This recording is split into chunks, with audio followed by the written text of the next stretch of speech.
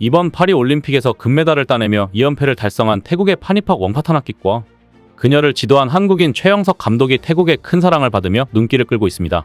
웡파타나킷은 한국 시간 8일 프랑스 파리 그랑팔레에서 열린 태권도 여자 49kg급 결승전에서 중국의 거칭을 꺾고 우승을 차지했습니다.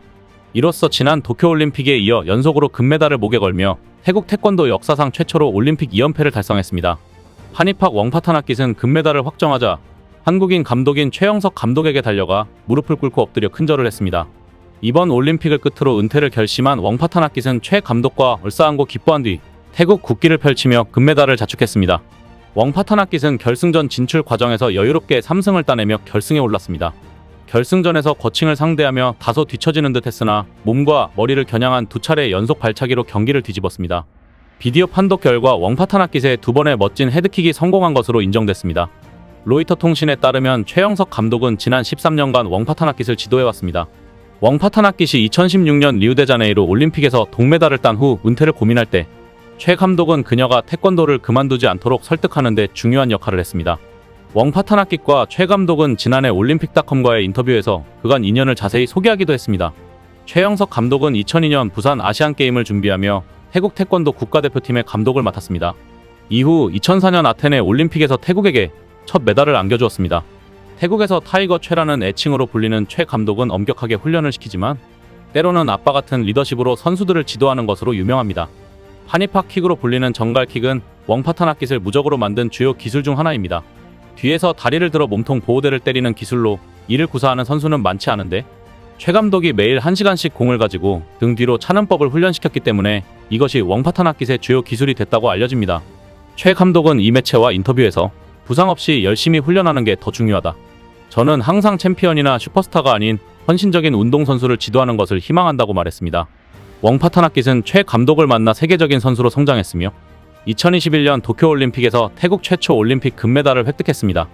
이번 파리 대회에서는 태국 최초로 올림픽 2연패를 달성한 선수가 됐습니다. 태국 태권도 최초로 2연속 금메달을 따낸 웡파타나킷을 향한 반응도 물론 뜨겁지만 최 감독을 향한 반응 역시 뜨겁습니다. 2020년 도쿄올림픽 여자 태권도 49kg급 경기에서 웡파타나킷이 금메달을 따내자 현지에서는 최 감독의 귀화를 적극적으로 도울 것이라는 보도까지 나왔습니다. 태국 정부 부총리 대변인은 최 감독이 2020 도쿄올림픽에서 태권도 발전에 큰 기여를 했다며 최 감독은 대회를 마치고 태국으로 돌아온 후 경찰청을 통해 태국 국적을 정식으로 요청할 것이라고 말했습니다. 실제로 최 감독은 귀화 절차가 까다로운 태국에서 태국 국적을 따내는 데 성공했습니다.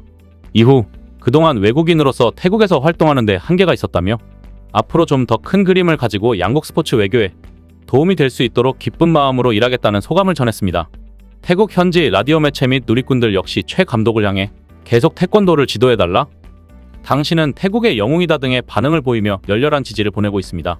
지난 도쿄올림픽에서 유일하게 태국의 금메달을 안긴 파니팍 웡파타나킷은 한국 농수산품 홍보에 직접 나서기도 했습니다.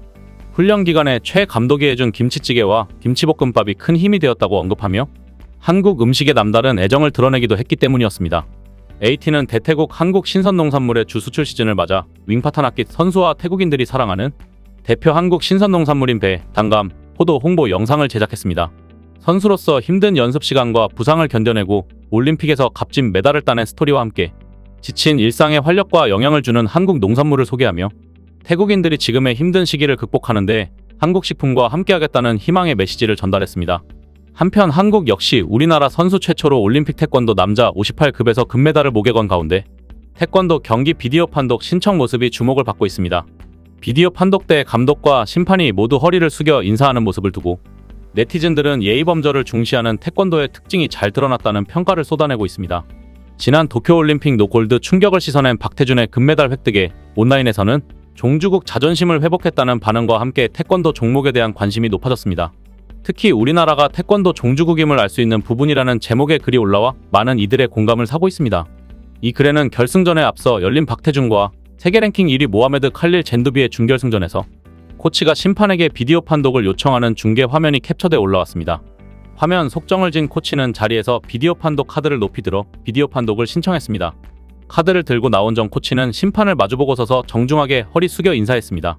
심판도 정 코치를 향해 허리 숙여 인사했습니다. 이후 정 코치는 한 손으로 팔을 받친 채 공손하게 심판에게 카드를 건넸고 심판도 한 손을 받친 채 카드를 건네받았습니다. 네티즌들은 이 장면을 두고 태권도장 가면 예의범절부터 배우는 이유. 이 장면 눈에 딱 들어오고 편안해지더라. 심판까지 서로 예의 갖추는 거 보기 좋았다. 배꼽 인사가 K예절이지. 우리나라 예절 따르는 거 기분 좋다 등의 반응을 보였습니다. 이런 가운데 2024 파리올림픽에서 다시 중국의 벽에 막혀 패배 후 눈물을 쏟은 주세혁 한국 탁구 국가대표팀 감독 인터뷰가 중국에서도 화제가 되고 있습니다. 중국인들은 여전히 한국의 벽을 넘지 못하고 있는 자국 축구를 예로 들며 주 감독과 한국 탁구팀에게 위로를 보내고 있는 모양새입니다. 주 감독이 이끈 한국 대표팀은 지난 7일 파리올림픽 남자탁구 단체전 8강에서 중국에 0대3으로 패했습니다. 한국 남자탁구는 지난 38년간 단체전에서 중국에 매번 덜미를 잡혀왔습니다. 우승 후보인 중국을 8강에서 만나면서 12년 만에 메달 획득도 무산됐습니다. 주 감독은 경기 후 인터뷰에서 한동안 눈물을 닦으며 내용이 나쁘지 않았음에도 또 이렇게 패배의 감독으로서 큰 책임감을 느낀다며 중국과 만남은 좌절의 연속이었으며 30년 넘게 패배하고 있지만 우리 선수들은 도전 정신을 잃지 않고 계속 노력하고 있다고 말했습니다. 한국 탁구팀의 에이스 장우진은 감독님이지만 선배이고 형이라고 생각한다며 많은 감독님을 만났지만 주 감독은 역대 대표팀 감독 중 가장 선수들을 편안하게 대해주며 이런 식으로 가야 한국 탁구가 발전할 수 있다는 걸 많이 증명해줬다고 말했습니다. 중국 언론도 중국팀의 선정과 한국팀 감독이 토로한 아쉬움을 비중 있게 전했습니다. 공산당 기관지 환구시보 영문판 글로벌타임스는 한국 언론 보도를 인용해 주 감독이 인터뷰 도중 눈물을 보였으며 중국팀에 대한 도전이 어렵다는 심경을 솔직하게 밝혔다고 전했습니다. 중국 광민망 역시 한국의 탁구 감독은 중국을 초반에 만나게 된 대진표 추첨이 선수들의 메달 획득 여부를 결정짓게 되는 현 상황에 안타까움을 표했다며 의지를 잃지 않고 중국에 도전하는 선수들에 대해서도 강한 신뢰를 보냈다고 보도했습니다. 한국 소식에 최근 부정적인 반응이 주류였던 중국 인터넷 여론도 한국 대표팀의 투지와 주 감독의 진심을 존중하는 분위기입니다. 이와 관련해 형성된 중국 최대 포털 바이두 온라인 토론장엔 스포츠 관련 뉴스의 단골로 언급되는 중국 국가대표 축구팀에 대한 성토가 줄을 이루고 있습니다. 한 네티즌은 한국은 중국 팀에게 괴롭힘을 당할 때마다 중국 남자 축구를 생각하시면 행복하실 것이라며 의지가 약한 우리 축구 감독은 100번을 져도 울지 않는다고 꼬집었습니다. 다른 네티즌은 중국인들은 축구를 보며 20년 넘게 울어왔다고 했고 또 다른 네티즌은 지난번 패배를 보고는 정말 분노의 눈물과 콧물이 동시에 흘렀다고 말하기도 했습니다.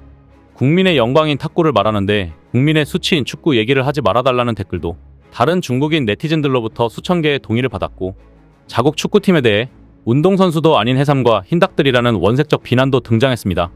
중국 국가대표 축구팀의 해삼이라는 표현이 뒤따르는 이유가 있는데요. 지난해 중국 국가대표팀이 평가전과 항저우 아시안게임, 북중미 월드컵 예선전 등에서 졸전으로 일관하자 역시 비난이 크게 일었습니다. 그러자 한 선수가 견디다 못해 본인의 SNS에 우리도 합숙 기간 해삼을 먹어가며 열심히 훈련했다고 반발했습니다. 선수 입장에서야 세심하게 체력 관리를 하며 대회에 임했다는 하소연이었겠지만 이 발언은 축구 비판 여론에 외려 기름을 부었습니다. 중국인들은 보통 사람들은 쉽게 먹기 힘든 고가 식재료인 해삼을 먹으면서 훈련하고도 그 정도 경기력밖에 보이지 못했느냐고 지적했습니다. 해삼은 그대로 중국 국가대표 축구팀의 또 다른 별명이 됐습니다. 한국인들은 스포츠에 진심으로 대하며 또 다른 한국인들만의 올림픽 정신을 세계에 각인시키고 있습니다. 이상 시온TV였습니다.